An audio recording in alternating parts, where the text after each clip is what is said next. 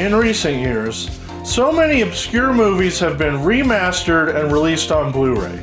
Companies like Shout Factory, Vinegar Syndrome, Arrow Video, and many more put so much care into these releases and usually pack them with special features. This breathes new life into movies that would otherwise have just been lost to time. I love talking about these movies, but what about the ones that have been lost to time? The ones that will never get remastered and will be forgotten by the masses. Those are the ones I want to highlight. Case in point, 1979's The Little Dragons, a movie that after the success of The Karate Kid changed its name to Karate Kids USA. I found this DVD in a bargain bin, and it seems that they have simply changed the title to Karate Kids.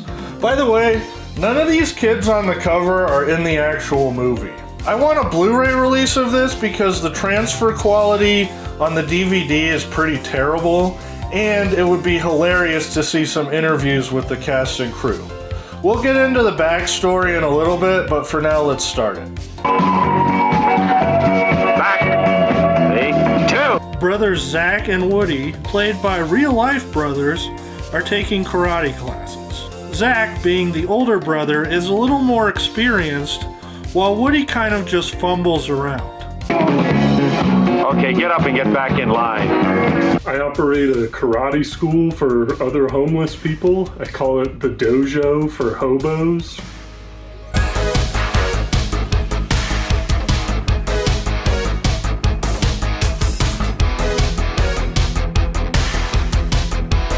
Listen, if you don't start calling me sensei, we're gonna have some problems. You hear?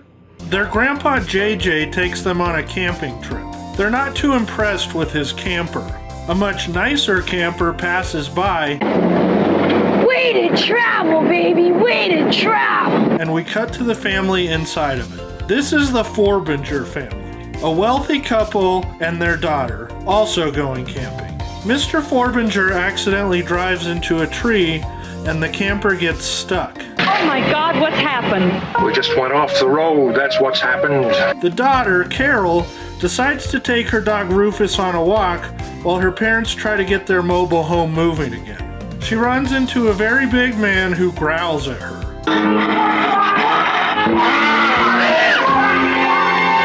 This is obviously frightening, and she runs back to the camper. A couple minutes later, the big guy and his brother show up at the camper. That's the guy that scared me, the big guy, see? Oh, they're hill people, Carol. They offer to help get the RV going again, and Mr. Forbinger offers them $50 for doing so. That sounds real generous to me. They get the vehicle back on the road, but they ask to see the inside of it before they go. We ain't never seen a rig like this before. Well, I don't... Thank you. Mr. Forbinger tells them that the RV is worth $67,000. How is that even possible? Doing a simple search on Google will tell you that a high-end camper in 1979 cost about $10,000. You could have bought a decent house for $67,000 back then. The Hillbilly brothers run back to their house to tell their mother what they saw. This is quite the place, complete with an outdoor pool table and an outhouse. What they're most impressed with is... Oh, they had a flush toilet inside. They decide they're going to kidnap Carol and hold her for ransom. Meanwhile, our karate kids and their grandfather arrive at the campground.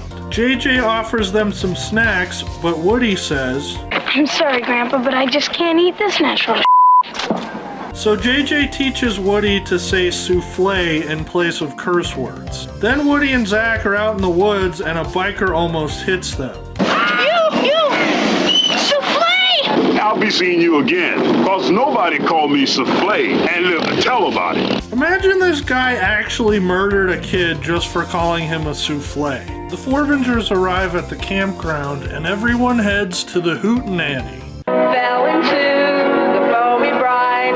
Oh my darling, oh my darling, oh my darling Clementine. Is this what life was like in the 1970s? Rufus the dog goes missing, so Carol, Zach, and Woody head out to look for him. They decide to split up, but little do they know that the hillbillies are on Carol's trail. You do the hokey pokey and you turn yourself around.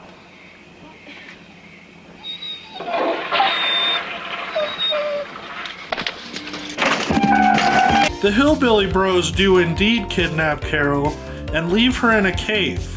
She can't get out because there's a huge pit in front of her. The hillbillies send Rufus to the campground with a ransom note demanding $25,000 for the return of Carol. The police and FBI get involved, but they're all bumbling idiots that don't help at all. I called the FBI myself and swear to God they're on their way. Didn't I, Dad? I put in that call myself. It's up to the Karate Kids. Yeah. I'm gonna be taking this. Come on, Rodney, bring that back.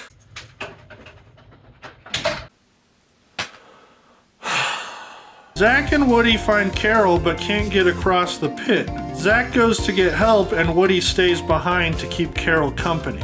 This ends up being a terrible idea because the hillbillies come and take Woody and Carol to their house. Wait, if they could just keep them in their house, why did they go to the trouble of putting Carol in the cave in the first place? Zach takes the FBI and police to the cave, but Woody and Carol are gone. They were here. What'd they do, fly out? Alright, let's take a break from the movie and go over some of the madness with the cast and crew. First of all, Curtis Hanson, the director of this movie, went on to direct The River Wild, The Hand That Rocks the Cradle, 8 Mile, and even LA Confidential. What in the world is he doing on this film? It's like finding out that Bill Gates makes knockoff Legos on the side. Ken Lauber did the music, and it might very well be the worst soundtrack I've ever heard in a movie. But he had a pretty prolific career composing music for dozens of TV shows, including Tales from the Dark Side and Alfred Hitchcock Presents. The editing in this movie is also atrocious, but the man who did it, Ronald Sinclair, would end up doing sound design for Commando, Spaceballs, and the first 2 Die Hard films. The cast includes veteran actors Ann Sothern, Joe Spinell, and Rick Lenz. All of these people were very well respected and revered as true performers. But most dumbfounding of all is Charles Lane, the man who plays Grandpa JJ. This guy was in nearly 400 productions spanning from 1930 to 2007. What are some of his credits? Well, You Can't Take It With You, Little House on the Prairie, The Music Man, The Twilight Zone, I Love Lucy, and It's a Wonderful Life. What is he doing here?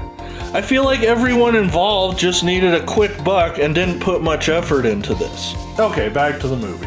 They decide to try and trick the hillbillies by having one person deliver the ransom money and have the FBI surprise them from another direction. This fails, and the hillbillies end up with the money and no intention of returning the children.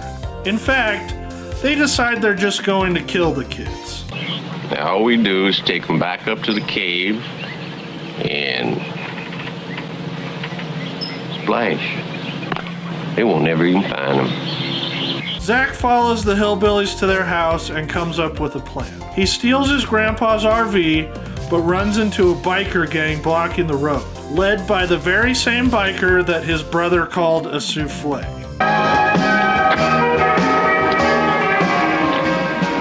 So we meet again, Pajama Man. At first, they're reluctant to let Zach through, but he shows off his sweet karate moves, and they actually decide to help him. Hey,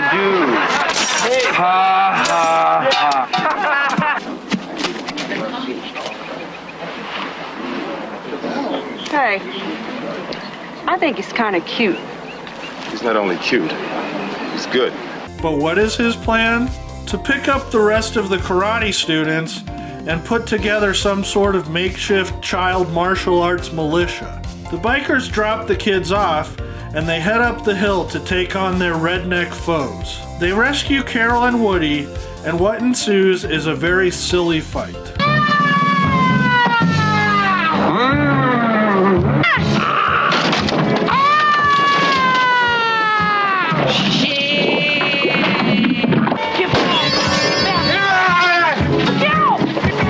Face you, big head, or I'll send you straight